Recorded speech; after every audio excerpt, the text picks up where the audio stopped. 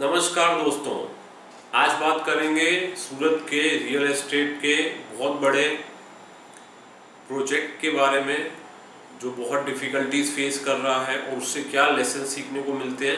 क्योंकि मैं ये एडवाइस जो मुझसे कनेक्टेड है मेरे क्लाइंट्स में उनको तो काफ़ी महीनों से दे रहा हूँ और ये पेड एडवाइस है जो मैं यहाँ पे फ्री में लेकर आ रहा हूँ।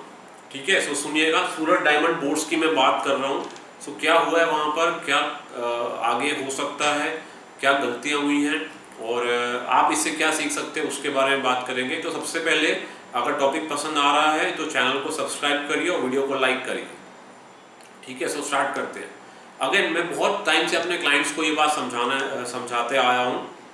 ठीक है, जो मैं आपको यहाँ समझाने वाला हूँ सो सुनिएगा आराम से कि सर आप बेसिक फैक्ट्स आप लोग को सबको पता है कि 4600 ऑफिसेज वहाँ पर हैं और वर्ल्ड का सबसे बड़ी ऑफिस बिल्डिंग वगैरह है और मोदी जी आए थे इनॉग्रेट करने के लिए वगैरह, वो सब लग्जूरियस बातें सबको पता है। ठीक है, पर दूसरी बातें जो बहुत ज़्यादा कोई बात नहीं कर रहा है वो ये है कि उनका सर उनके कॉन्ट्रैक्टर का ही काफ़ी मोटा पेमेंट देना बाकी है। ठीक है, और वहाँ बहुत ज़्यादा स्पेक्यूलेशन हुआ है, बहुत ज़्यादा सट्टेबाजी हुई है, वो सब आपको पता है। ठीक है, तो अगर आप में से कोई इन्वॉल्व था तो बताइएगा कमेंट सेक्शन में कि आपका क्या एक्सपीरियंस रहा है उस चीज़ के बारे में। तो इतना बड़ा ऑफिस बिल्डिंग बनाया है सर, इसके पीछे कंसेप्ट हम समझते हैं सबसे पहले कि क्यों फेल हो रहा है। तो आपको ये समझना है कि सर मैं आपको सूरत के टेक्सटाइल मार्केट का एग्जांपल देता हूँ। तो मैं मार्केट्स जो है यहाँ पे लगभग 200 मार्केट है, तो मैं आपको नाम नहीं बोलूँगा, पर मैं आप जो भी आपके फैमिली में टेक्सटाइल फील्ड से बिलोंग करते हैं आप उनसे पूछिएगा कि 1960s 70s में जब यहाँ का टेक्सटाइल मार्केट डेवलप होना स्टार्ट हुआ था तब सिर्फ 2 ही मार्केट बिल्डिंग थी, 2 ही मार्केट थी। फिर और बिजनेस बढ़ता गया और बिजनेस बढ़ता गया तो और मार्केट बनती गई और ऑक्यूपाई होती गई और बिजनेस आता गया 70s में, 80s में, 90s में, 2000s में, 2010s में और बहुत बिजनेस आता गया तो और मार्केटें बनती गई, ऑक्यूपाई होती गई, मार्केटें बनती गई, ऑक्यूपाई होती गई। क्योंकि सर बेसिक फंडामेंटल आप समझिए कि सर पहले बिजनेस आता है, बिल्डिंग पहले नहीं आती है। अगर बिजनेस है, टर्नओवर है, सेल्स है तो बिल्डिंग आपकी ऑक्यूपाई हो जाएगी। It does not work the other way around कि आपने बिल्डिंग बना दी और फिर वहां ऑक्यूपेंसी आ जाएगी और फिर वहां टर्नओवर और सेल्स और बिजनेस आ जाएगा। ऐसा नहीं होता है सर। मैं यही बात अपने क्लाइंट्स को बहुत बार समझाता हूं। ठीक है, सो और इसका नेक्स्ट एक पॉइंट समझते हैं कि सर ये सूरत डायमंड बोर्ड्स का इतना ज्यादा बड़ा बात बनाने की जरूरत ही क्या थी। मैं आप लोग से ये सवाल पूछना चाहता हूं कि हमारे हजीरा के अंदर एक इच्छापुर डायमंड पार्क है, वो भी बहुत ज़्यादा बड़ा है, तो वहाँ पे कितना बिजनेस हो रहा है और वहाँ कितनी ऑक्यूपेंसी है वो आप बताइएगा, एक बार चेक करिएगा। फुल ऑक्यूपेंसी नहीं है और कोई बहुत ज़्यादा लंबा चौड़ा बिजनेस है या मतलब कोई बहुत ज़्यादा वहीं पे कस्टमर्स की लाइन लगी हुई है, ऐसा नहीं है। और मैं तो ये भी दावा करता हूँ कि आप में से बहुत लोगों को पता भी नहीं होगा कि इच्छापुर में शायद एक बहुत बड़ा डायमंड पार्क है ऑलरेडी। तो अगर डायमंड पार्क की ही थी बात कि डायमंड पार्क आ जाएगा तो टर्नओवर आ जाएगा, तो ऑलरेडी डायमंड पार्क है जो अभी के सूरत डायमंड बोर्ड से शायद 7-8 किलोमीटर ही दूर होगा। तो ऑलरेडी जो पार्क है तो वहां क्यों नहीं आ गया टर्नओवर? तो इंतजार कर रहे थे क्या लोग कि नहीं सूरत डायमंड बोर्ड बनेगा तो वहां पर ही जाकर टर्नओवर होगा?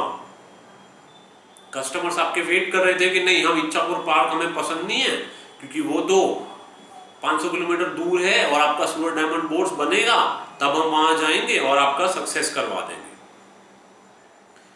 नेक्स्ट चीज समझते हैं कि अगर एक बिल्डिंग बनी है, आप वहां इन्वेस्ट कर रहे हैं, उसके आसपास इन्वेस्ट कर रहे हैं, आपको पता है बहुत सारा अल्थानका और वेसू का एरिया इसी नाम से बेचा गया है कि सूरत डायमंड बोर्ड्स आ गया है, अब यहाँ तेजी आ जाएगी, मुंबई के लोग आ जाएंगे, ऐसी बहुत सारी स्टोरियां सुनाई गई हैं। तो आपको sir as a real estate investor क्या करना है, आपको जाके चेक करना है, जाके पता करना है कि भाई यहाँ ये बिल्डिंग बन रही है तो यहाँ पे कौन खरीद रहा है, क्या वो एक्चुअल में आके ऑफिस ओपन करेगा, ऑफिस ओपन करेगा तो कितना स्टाफ होगा, क्यों वो यहाँ पर ऑफिस ओपन करेगा और कहीं और नहीं करेगा, उसको क्या यहाँ एडवांटेज होगा और क्यों वो खरीदना चाहेगा यहाँ पर, या कोई यहाँ पर ऑफिस यहाँ पर ही आके क्यों धंधा करना चाहेगा, उसका कारण आपको पता करना है। तो अगर आप यहाँ जाकर पता करते हैं, आपको पता चलता है कि यहाँ जिससे आप पूछेंगे वो बोलेगा मैंने तो खरीदा है, मैंने तो खरीदा है। जिसको पूछो पर तू ऑफिस ओपन करेगा, नहीं वो नहीं पता, नहीं वो नहीं पता। तो सर ये सीधा सीधा रेड फ्लैग है। आपको ये समझना है कि अगर हर कोई बंदा सिर्फ इन्वेस्टमेंट या सट्टेबाजी या स्पेकुलेशन के लिए खरीद रहा है और कोई एक्चुअल में ऑफिस ओपन करने में इंटरेस्टेड नहीं है, तो क्या होगा उस प्रॉपर्टी का, वो आप बताइए।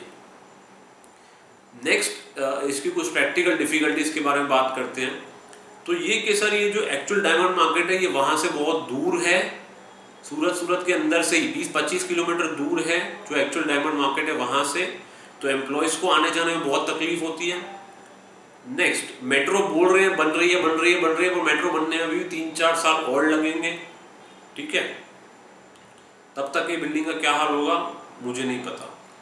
नेक्स्ट कि सर जो आपके कस्टमर्स हैं, जो मेन कस्टमर्स हैं, वो आपके मुंबई ट्रैवल करना, मुंबई में आना प्रेफर करते हैं, सूरत में आना प्रेफर नहीं करते। उसके 2 रीज़न है सबसे बड़े कि सूरत में कनेक्टिविटी नहीं है, इंटरनेशनल फ्लाइट लैंड नहीं करती है, फ्लाइट लैंड करती है मुंबई में। अभी आप समझिए कि जो करोड़ों अरबों रुपए की डायमंड्स परचेज करने आ रहा है, क्या वो मुंबई में फ्लाइट से आकर लैंड होकर फिर ट्रेन में 4 घंटे धक्के खाते हुए सूरत स्टेशन आके फिर सूरत स्टेशन से 25 किलोमीटर दूर सूरत डायमंड बोर्ड्स में आपसे डायमंड परचेज करने आएगा, या वो सीधा मुंबई के ही मार्केट से डायमंड परचेज करके वहीं से टाटा बाय बाय कर लेगा,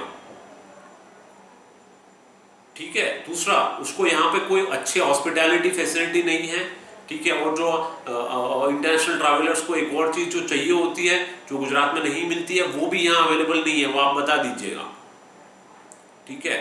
सो कनेक्टिविटी इशू है। अच्छा, आप लोग बोलते हैं कि सूरत इंटरनेशनल एयरपोर्ट डिक्लेयर हो चुका है, पर भैया वहाँ कौन सी फ्लाइट आ रही है इंटरनेशनल वो पता कर लो एक बार, या इंटरनेशनल ऑपरेशंस है कि नहीं वो आप पता कर लीजिए, ठीक है। कितनी फ्लाइट्स आ रही है इंटरनेशनल, टर्मिनल है कि नहीं वो पता कर लीजिए, कोई कस्टमर आने को तैयार है या नहीं वो पता कर लीजिए, कौन सी एयरलाइन यहाँ पे इंटरनेशनल फ्लाइट दौड़ाने को रेडी है वो पता कर लीजिए एक बार, ठीक है। सो ये अगेन मैं आप लोग से कहना चाहूँगा कि स्पेकुलेशन से दूर रहें, सट्टेबाजी से दूर रहें, जाके एक्चुअल में पता करें कि यहाँ कौन ऑफिस खोलने वाला है, क्या रीज़न है उनके ऑफिस खोलने का, क्या ऑक्यूपेंसी होगी या हो रही है, अगर ऑक्यूपेंसी हो रही है तो कौन कस्टमर आ रहा है, वो क्या यहाँ माल बिक रहा है वगैरह। ये इस तरह से आप करेंगे तो आप बहुत हद तक बच पाएंगे एटलीस्ट। आज के टाइम में रियल एस्टेट में ऐसा हो गया है कि कॉमर्शियल में तो कम से कम कि अगर आप सिर्फ अपने पैसे को बचा कर ही रख लें तो भी बहुत है, ग्रो करने की तो दूर की बात है, क्योंकि कॉमर्शियल में तो आपका सर पैसा डूब ही रहा है मैक्सिमम लोगों का, जितना मैंने देखा है, ठीक है। सो कैसा लगा आप लोग को ये वीडियो बताइएगा कमेंट सेक्शन में। Thank you very much.